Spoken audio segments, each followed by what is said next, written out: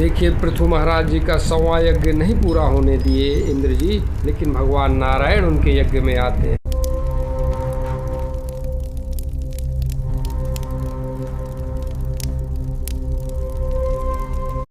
यह बहुत बड़ा विचारणीय प्रश्न है कि 100वां यज्ञ तो असफल हो गया, लेकिन भगवान स्वयं आ गए क्यों? बिना उदारता के कोई व्यक्ति महान नहीं होता।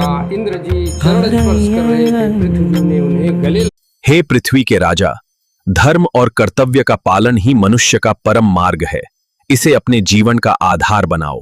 है हे राजन, उत्तम, मध्यम और अधम मनुष्यों में समता का भाव रखकर लोक रक्षा करो।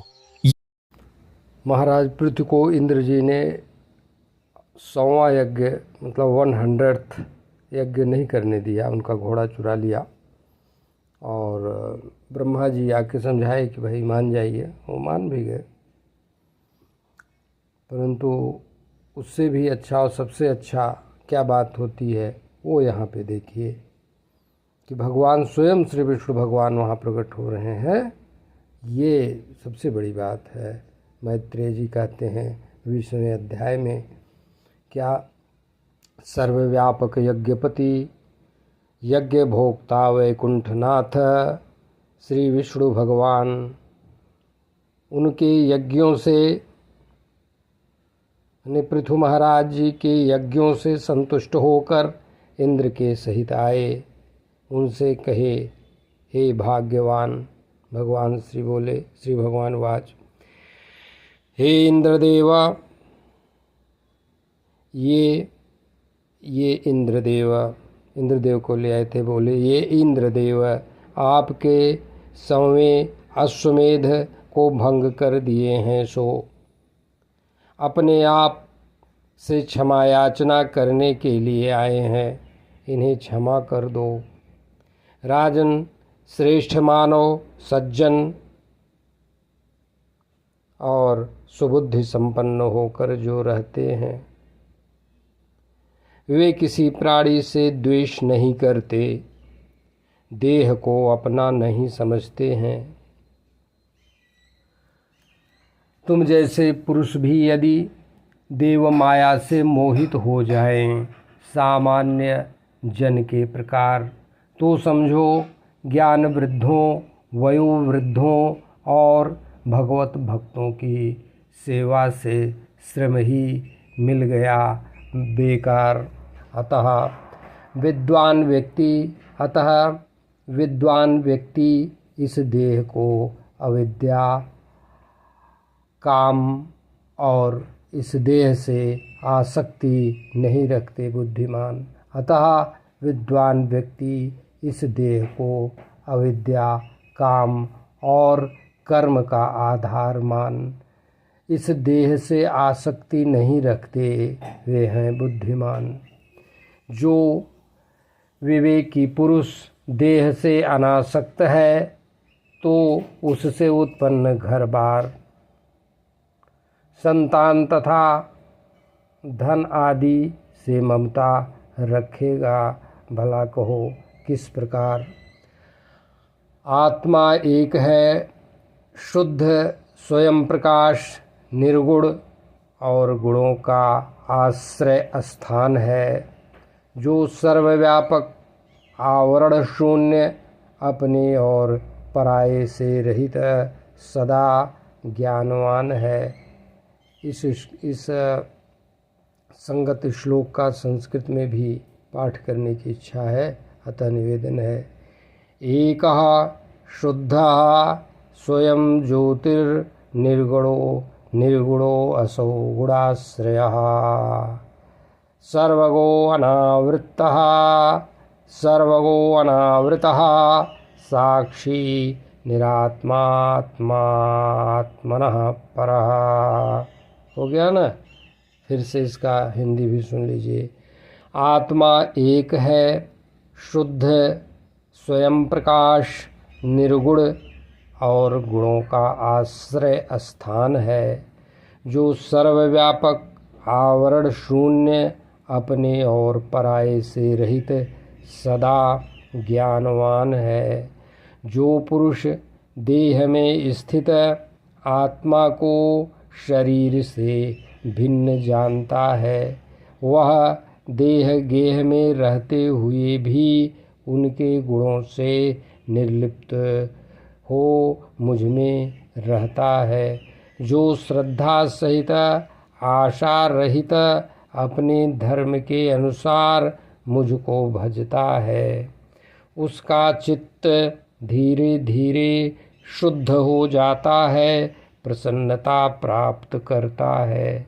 वह गुणों को त्याग कर सम्यक दृष्टिधर विशद आशय का ज्ञान धरता है। वह मेरे समान ब्रह्मावस्थित होकर शांतिपूर्वक कैवल्य लाभ करता है। जो अपने आत्मा को शरीर ज्ञान क्रिया का अध्यक्ष जानता है, जो उदासीन होकर रहता है, वह आत्म को सर्वहृदयस्थ अंतर्यामी मानने वाला कल्याणमय मोक्ष को प्राप्त करता है। 11वें नंबर श्लोक भी निवेदन है। उदासीनम इवाध्यक्षम द्रव्य ज्ञान क्रियात्मनाम कूटस्थम इमं आत्मानं यो वेदाप्नोति शोभनम। वही अर्थात जो अपने आत्मा को शरीर ज्ञान क्रिया का अध्यक्ष जानता है, जो उदासीन होकर रहता है, वह आत्म को सर्वहृदयस्थ अंतर्यामी मानने वाला कल्याणमय मोक्ष प्राप्त करता है।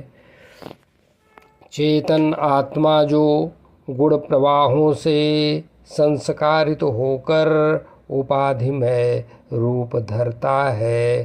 3 इसी से द्रव्य क्रिया कारक सहित आभासित होता है, परंतु है इन सबसे भिन्न।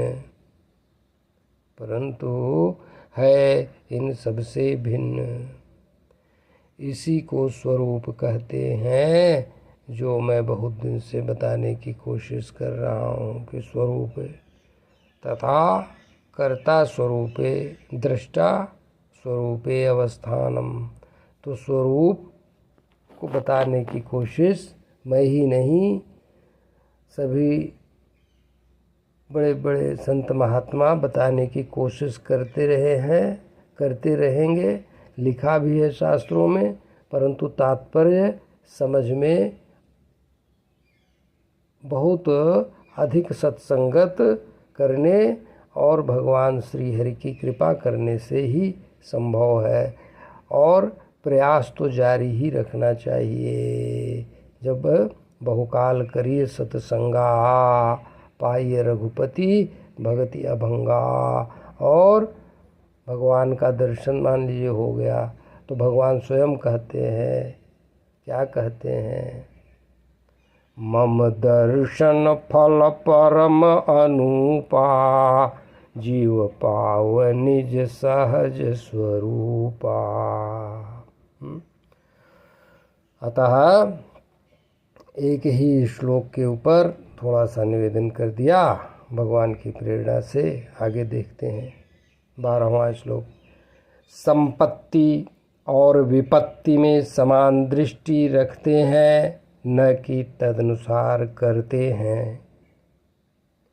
वे इसमें समर्थ होते हैं क्योंकि हृदय से मुझसे जुड़े होते हैं और मुझे प्यार करते हैं।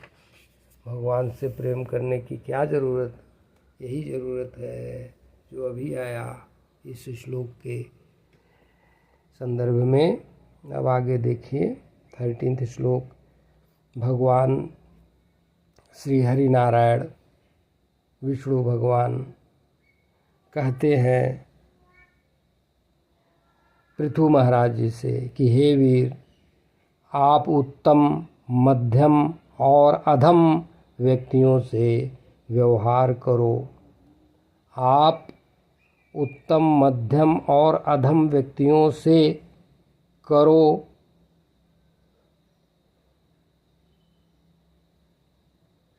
कैसा व्यवहार?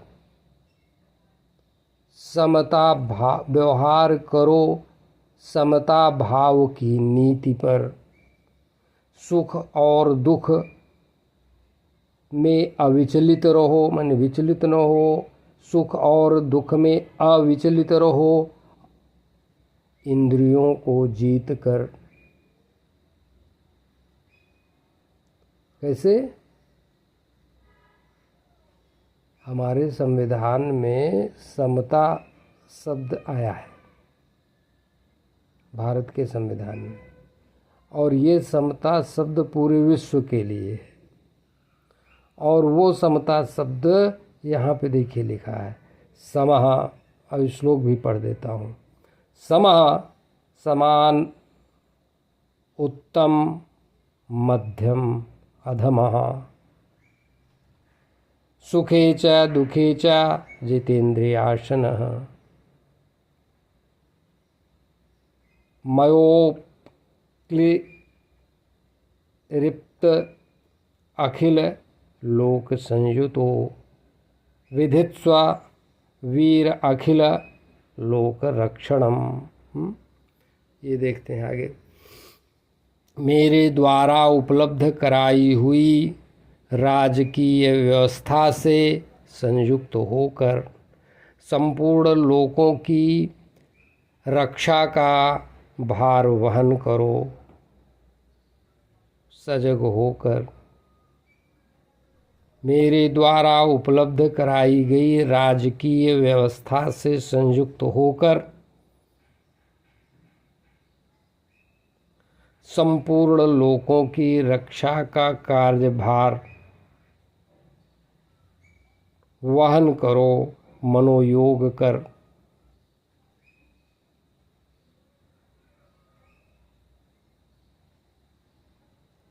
चौदहवां नंबर देखा जाए। ये थोड़ा धीरे क्यों पढ़ रहा हूँ? क्योंकि चिंतन करने का पूरा अवकाश है। जो लोग सुने वो भी चिंतन कर लें, इसलिए मैं बहुत तेज इसका वाचन नहीं कर रहा हूँ। अब यहाँ पे एक छोटा निवेदन कर दे रहा हूँ।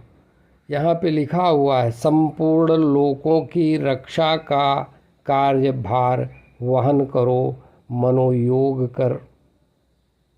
इसलिए पूरे विश्व के रक्षा की बात भगवान श्री पृथ्वीपति, चराचरपति नारायण श्री हरि विष्णु भगवान आदिराज महाराज पृथु को कहते हैं।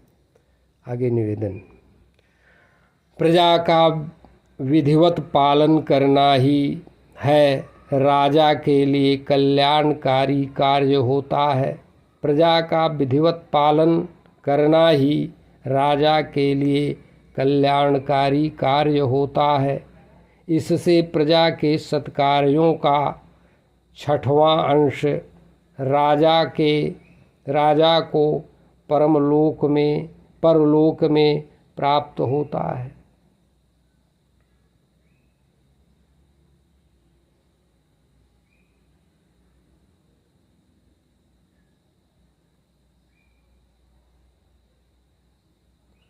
प्रजा अगर 1 पैसा भी टैक्स न दे कोई बात नहीं, परंतु सदाचारी हो तो राजा का माने शासक का परलोक आने वाला समय बहुत ही अच्छा हो जाएगा। जो राजा कर लगाकर माने टैक्स लगाकर प्रजा का धन हरता है और सुरक्षा नहीं कर पाता है, प्रजा उसका सारा पुण्य छीन लेती है। प्रजा द्वारा किया गया पाप उसी पर आता है।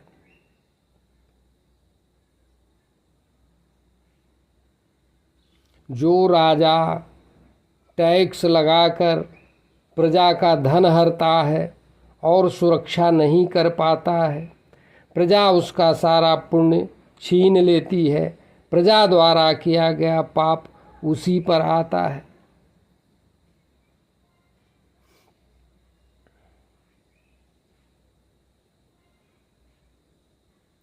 यह श्लोक भगवान का कहा हुआ है और बहुत ही अधिक प्रासंगिक है। आज भी, पहले भी रहा है और आगे भी रहेगा। इस पे तो टिप्पणी करने का विचार है, कुछ कहने का, परंतु कुछ भी कहने नहीं टाइम लगेगा। आगे निवेदन। अतएव आप श्रेष्ठ ब्राह्मणों के परामर्श से करो व्यवहार, अन्य सभी विषयों से अनासक्त होकर करो धर्म प्रधान कार्य। इस प्रकार अल्प समय में ही लोक करने लगेंगे आपसे प्यार अपार, और आपको घर बैठे ही होगा सनकादिक सिद्धों का साक्षात्कार।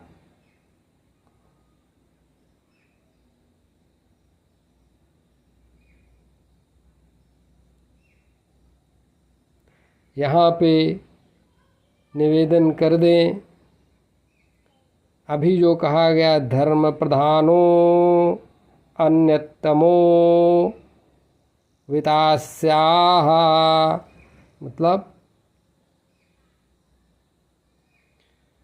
अन्य सभी विषयों से अनासक्त होकर धर्म प्रधान कार्य करो, ये भगवान कह रहे हैं।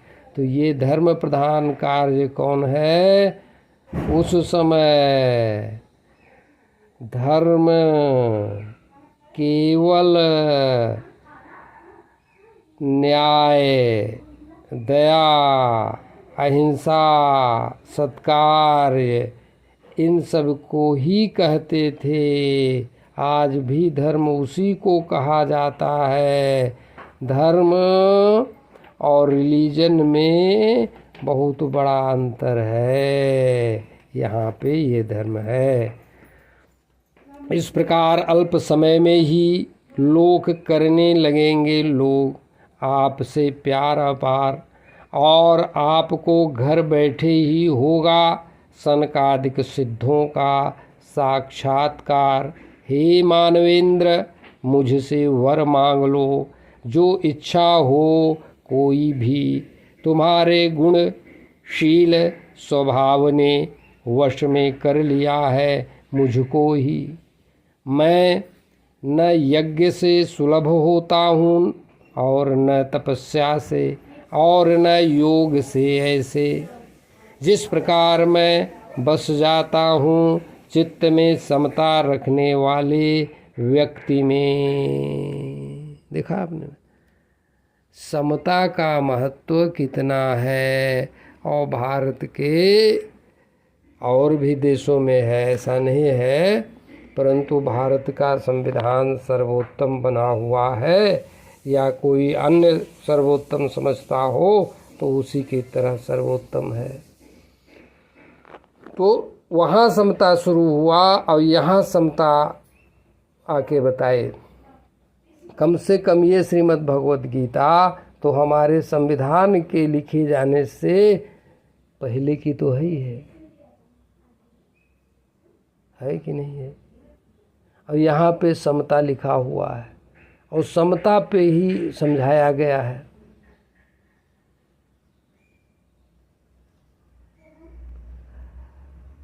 चलिए आगे निवेदन करते हैं। मैत्रेय उवाच। अब मैत्रेय जी कहते हैं, जिसको सुना रहे हैं विदुर जी महाराज को, कि महाराज विदुर जी सुनिए। लोक गुरु भगवान श्री हरि के इस प्रकार कहने पर विश्वजीत पृथु महाराज श्री हरि के आदेश को अनुशासित होकर कर लिए। उनके आज्ञा को शिरोधार्य आदेश को देवेंद्र अपने कृत्य से लज्जित होकर चरण स्पर्श को उद्यत हुए पृथु ने पकड़कर भेंट लिया। महाराज पृथु ने देवेंद्र को प्रेम पूर्वक आलिंगन करके उनके मनोमालिन्य को मेट दिया। तब पृथु महाराज भक्तवत्सल विश्वात्मा भगवान का पूजन किए। अगाध भक्ति भाव में डूबकर उनके चरण कमलों को पकड़ लिए। श्री हरि प्रस्थान करना चाहते थे परंतु रुके रह गए। उन पर अनुग्रह कर वे कमल दल के समान नेत्र वाले श्री हरि उन्हें देखते रहे प्रेम से भरकर।